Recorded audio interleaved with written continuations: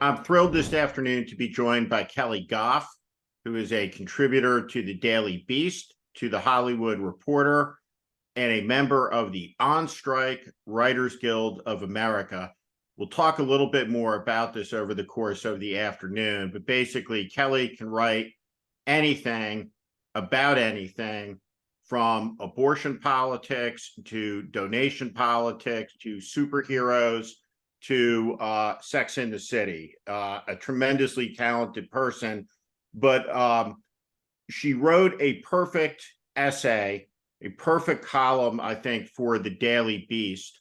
Keli, I've said that if I was teaching a course on politics, I would build it around your essay because it has so much of the basic ingredients of what it takes to understand at a complex level what goes on in American politics, why things are the way they are, with some important elements and of life lessons. And I just want to read the beginning of the column to you.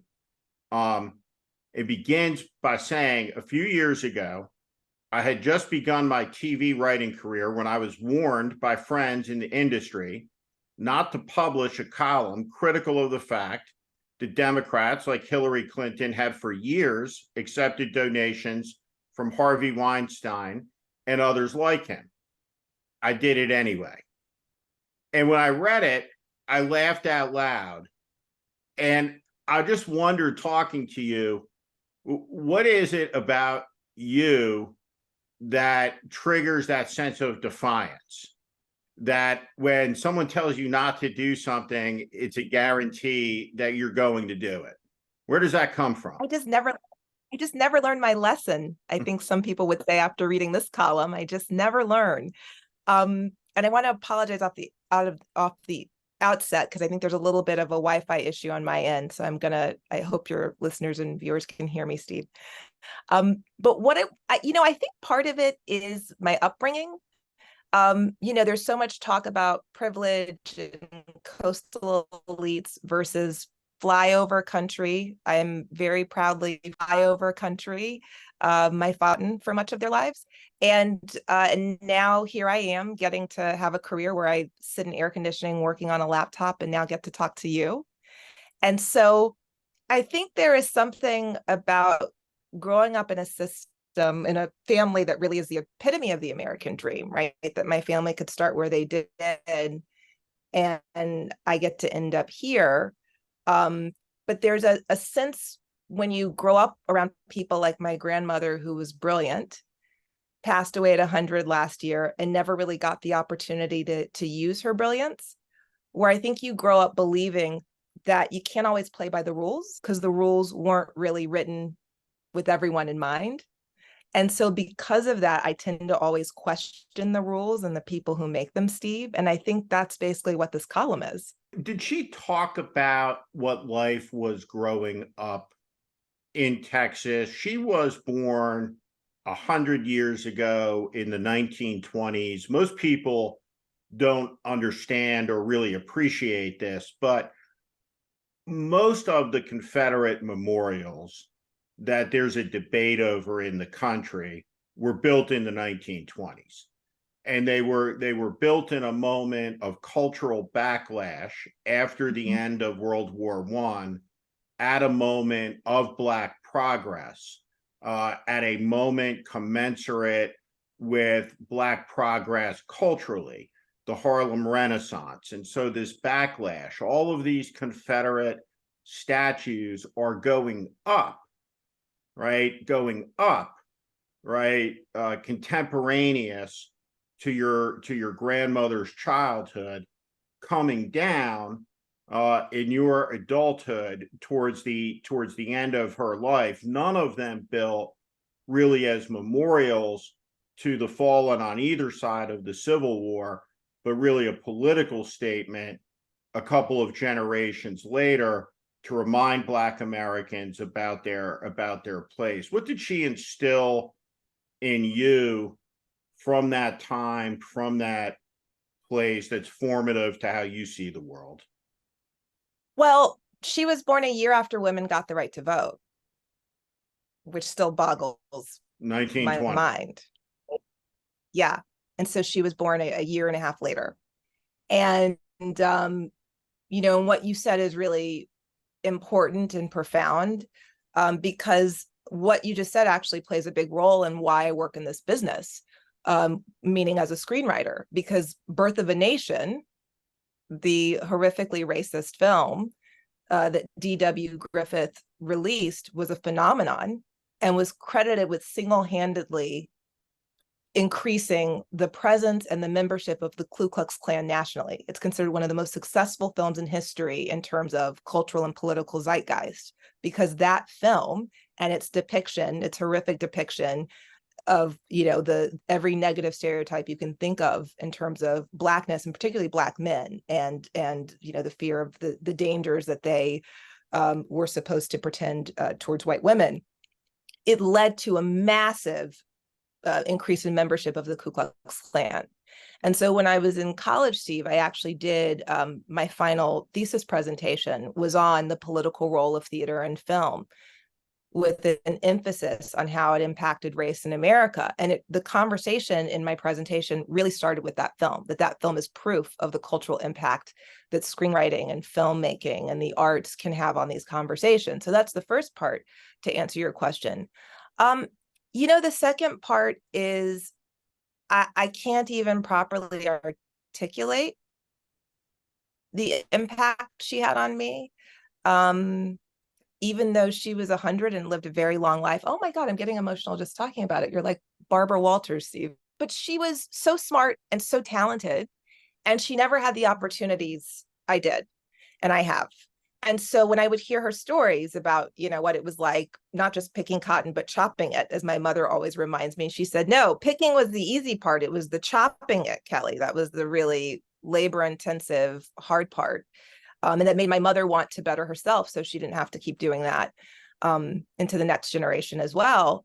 But those lessons are the ones that stay with me when I have the privilege to sit and you know, partake in the opportunities I do today. I actually said to one of the stars of one of the shows I worked on, in terms of some racial stereotypes I was concerned about, and I said, when I sit in these rooms and on these sets, I'm there for every woman who never got there. I'm there for women like my grandmother. And that is how I feel about what we do. So I consider what we do as screenwriters to be important. And you're on strike. Yes, which is why I have time to talk to you. Right. And for somebody who is watching this and looks at it and thinks about Hollywood, and they think about the star, so they're thinking about Jennifer Aniston, right? They're thinking about Brad Pitt, Tom Cruise, Morgan Freeman, Denzel, and Taylor Sheridan, right? He's a writer. Everyone is on strike. Who can you explain what it is like to work in this industry? The thing that, having been around it on the periphery, is that it is fundamentally sustained by the electricians, the union contractors, right? Like this is a middle class, working class industry, including of a lot of the working actors, a lot of the working writers. And this strike really is raising an issue that every person who works is going to deal with. Certainly, almost every person who works in what you would call a white collar industry, right, where intellectually they have been insulated from the ferocity of the winds of globalization.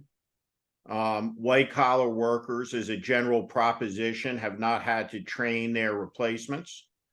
But if you're a radiologist, you're an accountant, you're all manner of lawyers. And so for whatever reason, the first group into the line talking about this issue and its profound ramifications for how we live, how we work, and how we function as a society in the 21st century, it's the writers and it's the actors. Right. I think the easiest way perhaps to explain it to your viewers and listeners, Steve, would be to say that just as on every presidential campaign, there is a John McCain, there are a lot of people who make that machinery work. They're the people building the signs. They're the people holding the signs. They're the people writing the speeches. They're the people doing the phone banking. And a presidential campaign can't function without all of those people. And the difference between those people and a John McCain is if a John McCain loses the campaign, he'll actually be fine. But there are certain people who, after the campaign is over, may not know how they're going to pay their rent. And the same goes for Amazon workers. There's a Jeff Bezos, and then there are the people delivering the packages. And I think what a lot of people did not realize until now is Hollywood functions very much the same way. There are Tom Cruises, there are Denzel Washingtons, there are Morgan Freemans, and then there are the rest of us. And so while we may not be struggling as much as the actual Amazon delivery person, it's not always that far off. And I actually think, Steve, that strangely enough, one of the people who best articulated the precariousness of the positions of those of us who I think a lot of other people from places like my home state probably thought, I work as a cashier. I don't want to hear these annoying writers griping about their fancy gilded cages and their six-figure lives. Well, the person who actually, I think, explained how precarious our positions actually are better than anyone was whichever producer leaked to Deadline that they were waiting until October for us to become homeless for them to come back to the table. They basically let out the dirty little secret that I think a lot of Americans who don't live in New York and LA never realized, which is most writers and most actors are only about 2 to 3 months away from being homeless. And finally, someone who pays us had the temerity and the audacity to actually tell that to the press. That's the truth. So that's why we're on strike, is that things have been getting increasingly worse in this industry. And I'm happy to explain some of the ways why, but I don't want to get ahead of wherever this conversation is going. The question, right, that I was going to ask, and talking about the cashier, and not to go down a rabbit hole, but was at a concert at the Hollywood Bowl. And you go there, and was with a bunch of my fellow Gen Xers, and we're online, right, to get a beer and something to eat, and there's no people, right? You are ordering from a machine, which gives you a number, and the number rolls out. And this is not, right, at age 52, I can learn to do it this way, right? But this is a new experience, right, about how you go and get a beer at a concert. And what they have removed from the process, and by they, I mean management, are as many people from the equation as possible. So if in fact you are a cashier, you're living on borrowed time at the edge of the age of the intelligent machine. And like a lot of professions, and it seems to me the writers and the actors are both taking an extremely important stand on a fundamental proposition about the dignity and importance of work to the happiness of a life. You know, is it to be that there will be an incredibly small class of people that are richer than any human beings have ever been in the history of human civilization, and everyone else is essentially pauperized into a vassal state who serves them across whatever industry of service, whether it's writing their entertainment or delivering via a truck their pleasures? I unfortunately think the short answer is yes. I think that the people who are in charge across a lot of these industries have no problem with the future you just described, Steve. The reason we're on strike is because we do have a problem with that.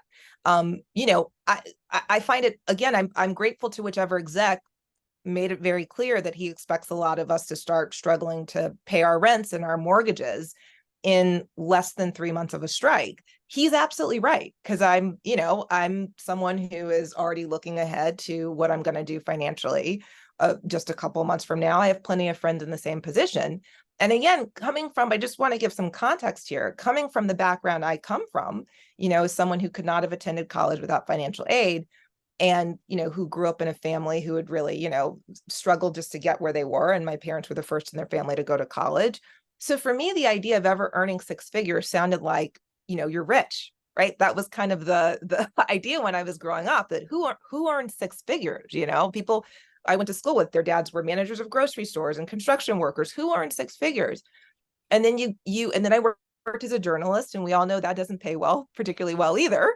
So Hollywood really was the land of dreams. And then you get there, and as I think some of people have been reading in the articles, our increases in pay have not kept up with inflation, which is up 9%. Our increases in pay were like 1.5% over a couple of years. You make low six figures. And then we happen to live in states that define themselves as progressive, which means they progressively have very high tax rates. So let's say you earn $120,000, which is more money than my mother ever earned, right? So for me, that sounds like that might as well have been $1 million. And then you have city taxes, state taxes, federal taxes, managers, lawyers, agents. Imagine playing for a sports team where you're only paid per game, and you're told by your coach that even if they don't want to bring you back, you can't even take meetings with people at other teams about what you're going to do next year. That's what it's like being in our business, Steve. It's like scrambling from year to year, hoping that you can just break even a lot of times. And you're lucky if you get to put something away. That's what the business has become like increasingly. The last thing I want to mention, because I think it's important, and it's one of the things that's not being talked about publicly, because it's a bit like what talking about Harvey Weinstein was 10 years ago, is a lot of the studios and the production companies already engage in behavior that I think could be considered abusive, but that very few people speak about publicly. And I'm going to speak about it right now. So I'll give you an example. I can't say what the show was. I can't say who the entity was producing it, but I will talk in broad terms so my lawyer won't have a heart attack. I worked on a project where we had a contract that was guaranteed for a certain amount of time, certain amount of money. I actually relocated for the project. Something happens, and then the studio decides they don't want to pay out what they owe the writers. And they tell our lawyers, each of our individual lawyers, I mean, we'll be nice, and we're willing to pay 15% of what you all think we owe you. Now, we had a contract, Steve. So our lawyers follow up.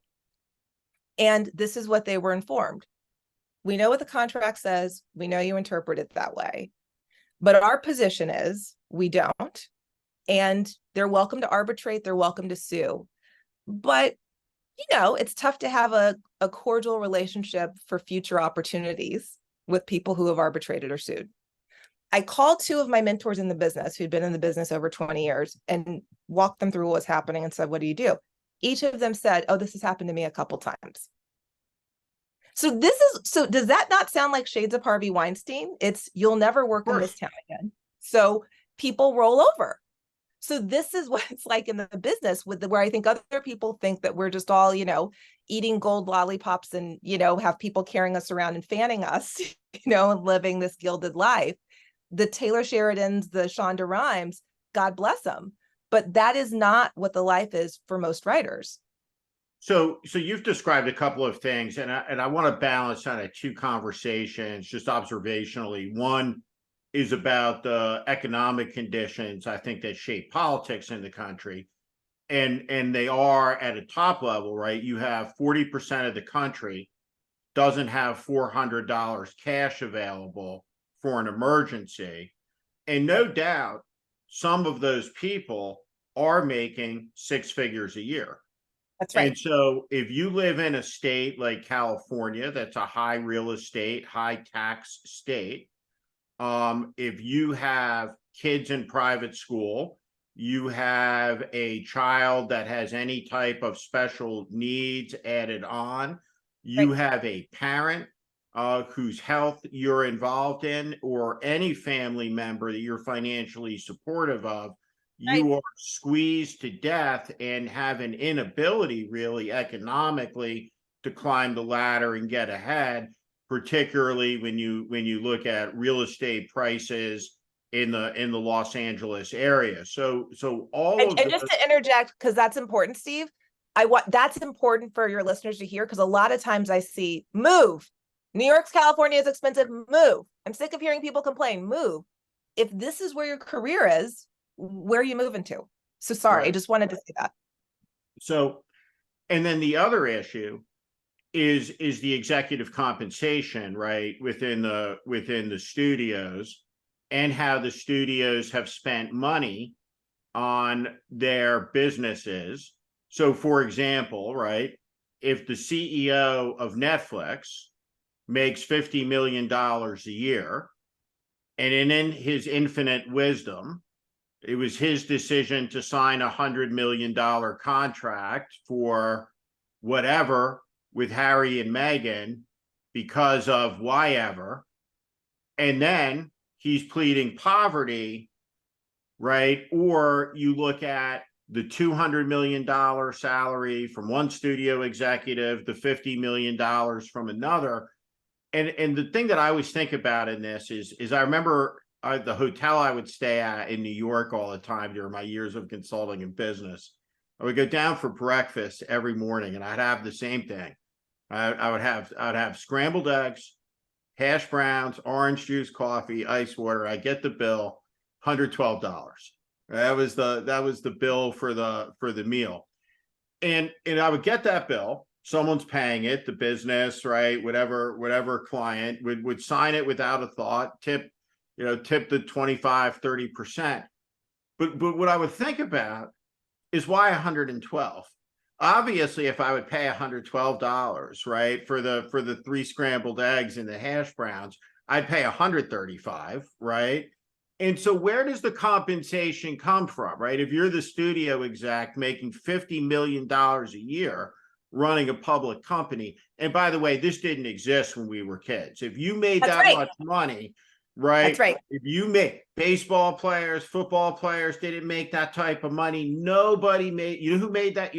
People like Ted Turner were billionaires, right? You had to do something extraordinary, right? But if you were the public company CEO, right, you made a lot of money comparatively, but you weren't living like a Middle Eastern crown prince.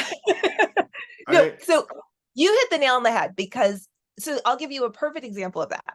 Ryan Murphy was paid $300 million by Netflix. That's the guy who did Glee.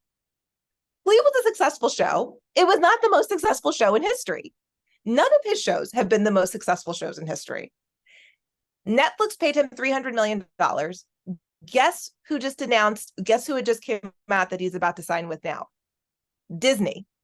So explain to me how both of them are having money problems, Steve.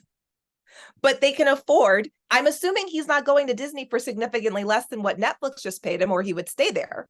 So we have Bob Iger, we have the guys at Netflix pleading poverty to those of us that they say they can't afford to pay $200,000 a year to.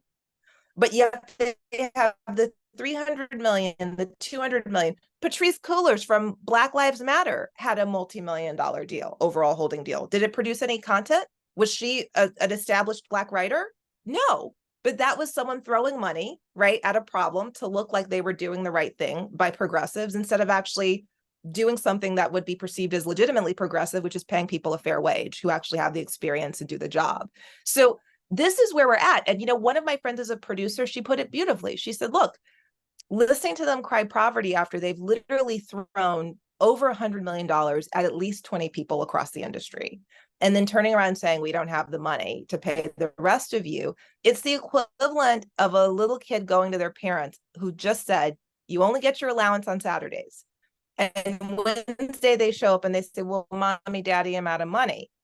And then they say, but you only get your allowance on Saturday. But I bought one big toy. I want to go buy other toys now. That's not the fault of the other toys at the store that you want. that you spent your allowance on one big shiny toy that either broke down or you don't actually enjoy playing with that much. And that's what they're asking us to do, Steve. And it's not only is I think it's morally wrong and unconscionable and un-American, but also we can't afford it. Like, I legitimately can't afford to work for peanuts because you wanted to pay one person $200 million. It's just, it's insane. It's insane. I will lastly say this, though, to your fundamental point. At least Taylor Sheridan and Shonda Rhimes and Ryan Murphy are actual writers. The idea that, as one of my closest friends who worked on Wall Street for a long time said, he said, Keli, let me get this straight.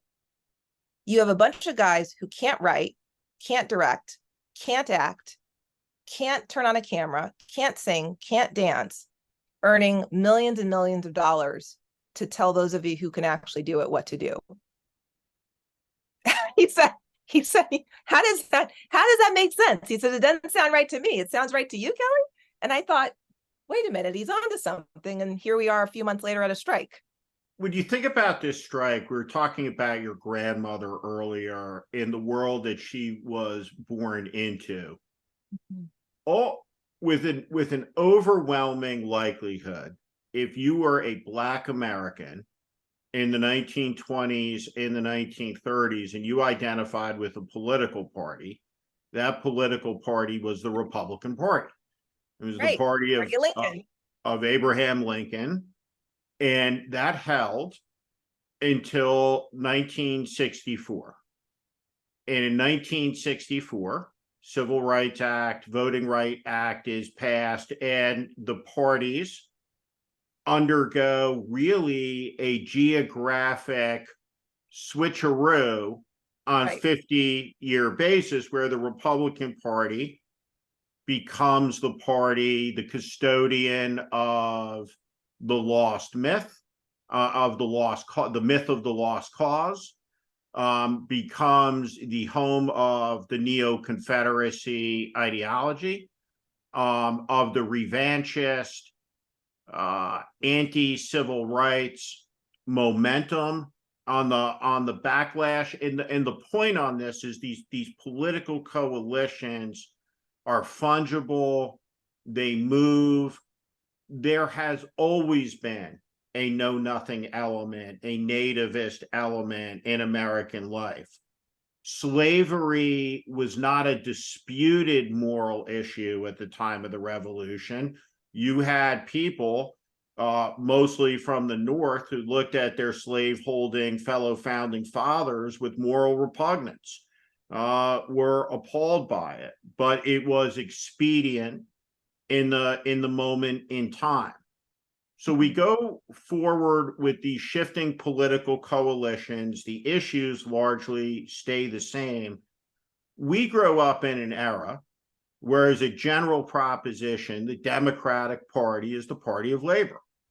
The Democratic Party is the party of the working person. And what we've seen over recent years, really at a cultural level, and you can see it manifested in something like the Bud Light fiasco, where red America, working class America, is deeply alienated from Democrats culturally, but also economically. And the point of your column is to look at politics, to look at these labels, to look at these structures, where this is all projected into politics by the national media that looks at this very black and white, very linear, right, on a scale, left to right. And that's really not how it functions, because at the core, right, like in all fights, there's a choice, right? And it's like mommy and daddy are fighting, right? Or, right, there's a divorce and everyone has to pick what side they're going with, right, in the friend group. And the fight is between Wall Street and your partners, because at the end of the day, Bob Iger, Sarandos, nobody can make anything without the actors, without the writers, without the directors, without the electricians who bring all of this to life for the consumer. And yet, they would rather starve their partners than alienate Wall Street. What does that say to you? It says that, as I said in the column, they're not nearly as progressive as they pretend to be.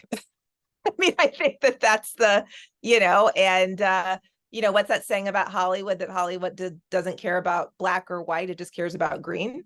And I think that that's the reality of what we're seeing. I mean, it was interesting when you were talking, Steve, and I actually was like, oh, I just want to sit back and listen to the show instead of participating in the show because you were on a roll.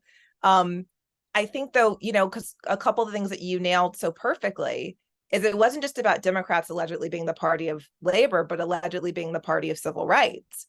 And, we started this conversation with you asking where my defiance comes from and how I was, very clear about the fact that as much as I spent so much of my youth wanting to run away from Texas, I'm so glad that's where I was born and bred, because I think there is a real sense of kind of challenging the status quo and the boxes that people try to put you in. I mean, for instance, I've long said that I thought I grew up a Democrat in Tom DeLay's district in Texas until I moved to the East Village of New York and found out that there they felt I was basically a Republican, because they were like, what are you talking about? Charter schools? That's blasphemous, So I think that we're here, right, where both parties have some work to do, a lot of work to do, because I've always been very clear that I would love to live for the day where a voter like me is considered the soccer mom vote of the year. We're swing voters. And I think that what Tim Scott represents, and particularly his willingness to really challenge DeSantis on what's happening with the Florida curriculum in terms of Black history, speaks to the fact that there's opportunities in that party, and I think that this situation with the strike, Steve, really speaks to Democrats either putting up or shutting up in terms of where their values are, because the irony is here you have this party that's been so chastised as being the party of Hollywood elites, and that's where they are. And it's like, well, it turns out they actually are the party of the Hollywood elites. I just think a lot of us didn't realize how elite the party was, that it really was only the elites who run the studios and networks, not just the people that the Obamas attend parties with, right, who are Hollywood celebrities. That the people that it seems to me that Democratic power brokers are so far not willing to call to the carpet are the people who sign the checks for them as donors, as people who produce their projects. There's not a single major studio head that Kamala Harris doesn't know, Steve, because that's how she built her political career. It started as California AG. There's not a single person in charge she can't pick up the phone and talk to. But my read of it is, as one of my friends who read my column and called and asked, they said, "You're so right. Where are the Democrats? Why, why aren't they saying anything?" I said, because I don't think they figured out how to chastise Bob Iger in the same phone call where they're going to ask him for a big check. They haven't figured out how to do it. They don't want to do it. And if that's how they're going to treat the people in Hollywood who actually are more likely to donate to them, I understand why a voter in Michigan wouldn't trust them. I mean, who would?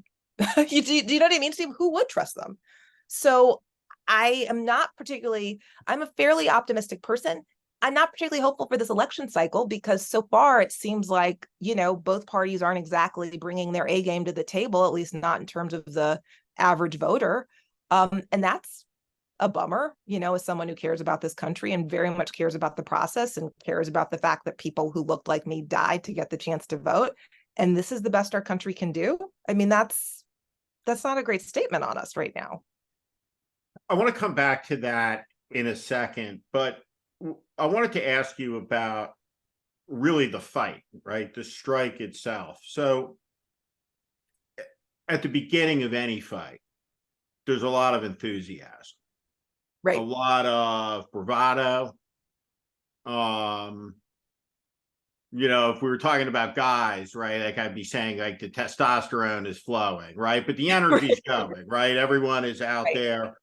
6 weeks later, right? 2 months later, 3 months later, different story, right? This is hard every day to be on the picket lines, to hold up, to not give in.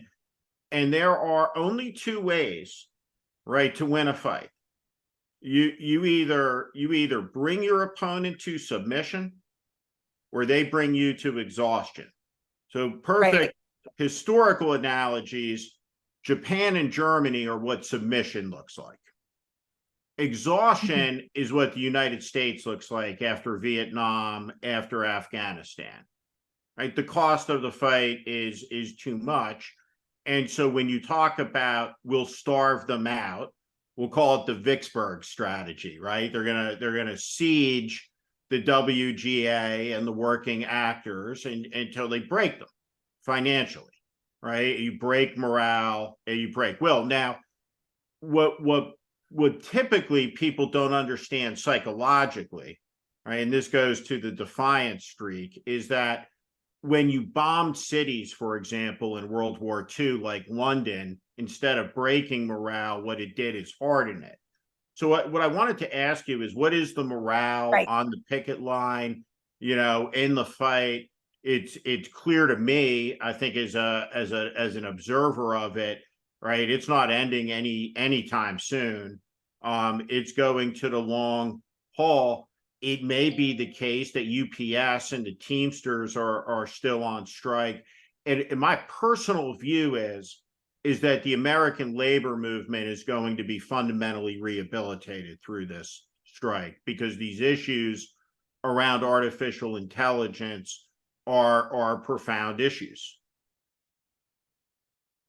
But what is the morale like on I the agree. So on it's the so picket interesting you said line? that. So the first part of your description, I would say, was accurate. It was what was starting to happen, where I think, the first couple of weeks, it was like fun. I mean, I hate I know it Right, sounds of funny, course. but it was running into people you haven't seen in a long time on the picket line, and lots of hugs and lots of and by the way, I don't know a single person in Hollywood, Steve, who hasn't been demeaned in some horrific way. It is so entrenched and ingrained in the culture and in the business that I think it wasn't just about us being taken advantage of financially, but every single one of us has a story. I mean, in my case, I remember being on a conference call with my lawyer and someone who was trying to cheat us in a deal that they signed. And the person said to my lawyer with me on the call, what Keli Goff has to understand is, in this town, she's a nobody. His exact words were, she's a nobody in this town. And I know what you're both saying, and I still don't want to do it. And that's how people speak to you. And it doesn't matter how long you've been working, how many awards you've won. So that is the mindset. So that's to say that the strike is about more than that, in the same way that Me Too was about more than Harvey Weinstein. It's women saying, I'm mad as hell, I'm not going to take it anymore. And that's what's happening on the picket lines. But, you're right. After a few weeks, a lot of that, that kind of turned into, hey, we're back here again, picketing, until the gift that keeps on giving, that awful article where they said, we can't wait for them to become homeless because then they'll come crawling back to the table. Oh my God, the way people return to that picket line in force, and to say, words I can't say on your podcast, but like that, to say that we're really going to stick it to the man who says that they want to see children homeless. It reinvigorated us. And then having the actors join us on the picket line too, where, it's pushing people to a breaking point until they say the status quo will not hold. And I think what they weren't ready for, Steve, is, when you were talking about exhaustion, I think they didn't realize how many of us were exhausted already. How many of us had been demeaned so much by so many people in so many ways in this business, that staying on a picket line and having someone not return your calls, that's the easy part. What some of us have been put through by studios and networks and powerful people, that's the harder part. So I think they underestimated the will there. And one thing I know for certain is they are going to run out of content. I'm already starting to hear from the concerns, right? That they're worried they're going to not get some of these viewers back, particularly to late night shows. Those viewers have already started finding other ways to fill their time. Barbenheimer, that phenomenon, proved that people want good old school content that they can watch on a movie screen. So they're going to have to come back to us at some point. Now, the reality reality, despite the rosy picture I kind of painted, is not everyone's going to still be in the business by the time they come back to us. And that's unfortunate. But I do believe that at the end of the day, we, as in the creatives, will prevail, because as I like to say, Steve, everyone compares Hollywood to high school. You know, you got the jocks, you got the prom queens, you got the nerds. The writers are the nerds. I compare it more to a car dealership, where you can't have more car salesmen on the floor than you have cars. And you certainly can't have the people selling the cars earning significantly more than it costs to build the Ferrari. And you certainly can't have them coming in on a helicopter every day, not even knowing how a car works and trying to sell a car. In Hollywood, the writers and the actors, we're the cars. So we're the ones who are actually necessary for the industry to run. It's the other guys who's just forgotten that. And the strike is reminding them of that. Is there a recognition amongst the writers and actors that you're on the backside of a golden age of television and creation and streaming, where an extraordinary volume of what I think will be regarded as masterpieces of the genre, right, of film, that were rendered for the small screen, that this era just economically is coming to an end because it's not sustainable? Is there a broad recognition of that? Or do people on the picket line believe that things will kind of stay the same post-strike as the industry rolls forward and goes on? It can't stay the same. It can't stay the same. I think I think there's a clear understanding that the industry as is not working. I think the issue for debate is the analogy I just used. I think that the execs will tell you that there are too many cars, right, and not enough of them. That's they're going to be their perception of Wall Street. That the person who used to be at AT&T and who got into TV and film in the same way that billionaires buy sports teams they know nothing about, that they're not the problem, right? The players that they need to trade are always the problem. It's never them who's the problem once they fulfill their childhood dream of buying a sports team. It's the same mentality.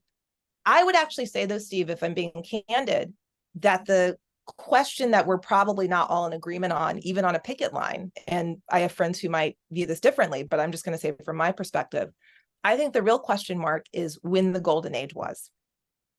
Some of the people who've mentored me in the business would say the golden age was Hill Street Blues, The Cosby Show, Saint Elsewhere, where you had fabulous TV, but it was still a small enough business where you didn't have a lot of suits. We're talking, those shows are 1980s, 84, 85, 80, like right. Late 80s, right? And a lot of the shows that are still considered the gold standard, right? Where you had Golden Girls, you had all of these shows that were critically acclaimed. Cagney and Lacey, they won awards. They could do storylines on things like abortion and people's heads didn't explode. And it was television that was about something meaningful and special, but still entertaining, not polarizing. And there wasn't a lot of it. You'd have 22 episodes, 26 episodes on networks, and your audience wasn't divided between 400 different streamers and 400 different cable channels. So and there's a recognition that that's never coming back, right? Right, exactly. So exactly. So I think that's what I mean by splitting the difference, because to kids younger than me, they would probably agree with you that the streaming era has been the golden age, but I'm not sure, right? I'm not sure. Maybe there needs to be a little bit of a reset in some capacity. And I'm not sure what that looks like, because I don't think I'm smart enough to formulate that as a business standpoint. But I would say that the version now where you have hundreds of pieces of content, some that are barely being sustained budget wise, and others where one person's been given $300 million and the exec's given 50, that model ain't sustainable. I was in a town in Vietnam in March, Hoi An, Vietnam, and it's a 15th century Dutch trading port. on the Perfume River, a lot of bars, a lot of nightlife, and come up on this bar, international crowd watching a soccer game, and two Vietnamese women in their early 20s, and they're singing Four Non-Blondes, right? And you think Ah. about US, British, Western music, but one of the things that makes America a powerful country is America's culture, which is a wellspring of American freedom. It's admired all over the world, right? And so our creators, our artists, our singers, our writers, our directors put America's face forward in a much better way, for example, than do America's politicians, as just a general proposition when looking at this. When you think about the issues in this strike, which are really the studio, Wall Street wanting to live in a world of the quarterly return, where 90 days is as far as the horizon will ever see, and they want to take what's really at its core, something that's connected to every person in the country at some level as a consumer, and turn it into a widget business, and to turn the writers and the actors and the artists into their version of a fast food worker who can be exploited to the maximum advantage. And I think, for example, the Starbucks strike is a great harbinger of this, right? And the proposition was, you're a Starbucks fast food worker, and the CEO calls you his partner, though you never get to ride on the private plane, right?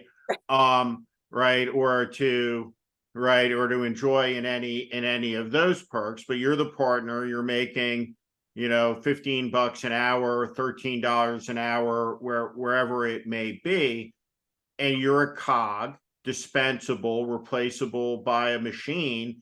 And so the dignity of the society, right, whether it's the writers here and the UPS drivers here and the Starbucks people here, everybody, including teachers and accountants and radiologists, is increasingly in the same boat, as you can cut cost with intelligent machines to increase the return of profit, to pay a CEO more by meeting a metric set by Wall Street that has no regard whatsoever for any human capital. And that's not capitalism. Yeah. Well, so first of all, if we were in church, you would have gotten an amen and a well, as in the Southern churches. I'm sure you visited a few on campaign. I have. So what I would say is yes, and the proof is in the pudding, so to speak. I believe that, weirdly, one of the things that could help lead to a conclusion of this strike is the Barbenheimer phenomenon. I finally saw Barbie with a screenwriter friend yesterday, and the fact that those are two films that never could have been made by ChatGPT or AI, have become the phenomenon that they did, have become bigger phenomenons than some of the superhero films, than the Mission Impossible film. It speaks to the fact that we're not as replaceable as widgets as the executives thought we were. I think that is actually the story why those films are getting so much coverage. Barbie's about to break $1 billion worldwide. Greta Gerwig, who I'm a huge fan of, is really, for all intents and purposes, she's like an old school screenwriter. And I mean that in the best sense of the term, an Oscar nominated traditionalist film screenwriter, and now the most successful female film director in history. So that doesn't get made by machines. And the success of those two films sends the message that we're not as replaceable as the execs thought we were. Have you seen Oppenheimer? Not yet. Next. I couldn't do all 5 hours. It is a deep movie. Pretty amazing stuff. I have one other question that I wanted to ask you today. Like when I read about you, that I was totally fascinated by is the BlackBerry. Are you Oh, how long did you go on the BlackBerry? You're not still using a BlackBerry. it's still on. It has no It's still on. connection. Can it receive? Does it function? No, no, No. but I have so many contacts in it and so many notes to myself in it. I was one of the last holdouts. Even when it was announced in the New York Times that they had shut down the service, I received condolence notes from people all over the world who know me. And mine still functioned for a couple months. And Steve, to tell you what a holdout I was, the way I found out it was no longer working, because they finally just gave up on trying to contact me because I wouldn't respond, is that they just shut it off. And I found out from friends who started emailing and saying, I've been texting you. Where are you? That was how I found out that That they shut was it off about it. and that was it. I One of the miss it last BlackBerry holdouts. Um, every day. I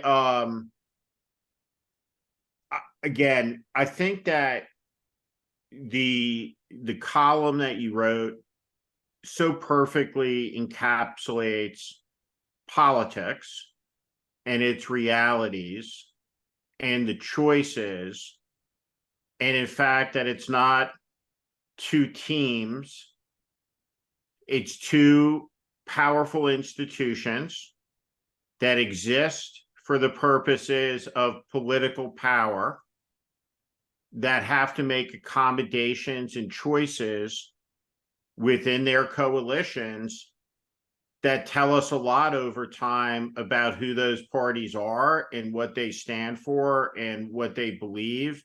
I thought it was a really sophisticated piece and something that everybody should read, and we'll put it up because this moment of politics is right at the edge of a I massive agree. disruption because the country, and it comes back to this position of defiance. The country is saying to its political parties and its political leaders, we do not want the round peg you are delivering to us. We want a square one. And the powers that be are, in essence, saying you're getting a round one. You're getting the Biden-Trump rematch, and the country doesn't want it. Right. And what really unites people in this country, the national character, is defiance. And so anytime you try to impose top down, particularly from a top down politics perspective, what's going to be, the country typically has a bad reaction to it. So it's going to be a very volatile, very uncertain, really crazy, and I think unpredictable year where a lot of things are going to happen that are different than the experts are telling us. And I think one of the things that's happening right now that is of huge importance to the type of American economy we're going to have, how people are going to live, how they're going to work, how they're going to get paid, is this writer's strike that you're on. It's important. I know it's tough, and good luck out there. And, you know, just know that I think there's millions of people out there across the country that are very much going to be affected by this. So hang tough in the days ahead. Thank you. It's going to go on for a long while. Really appreciate it. Good to be with you. Thank you.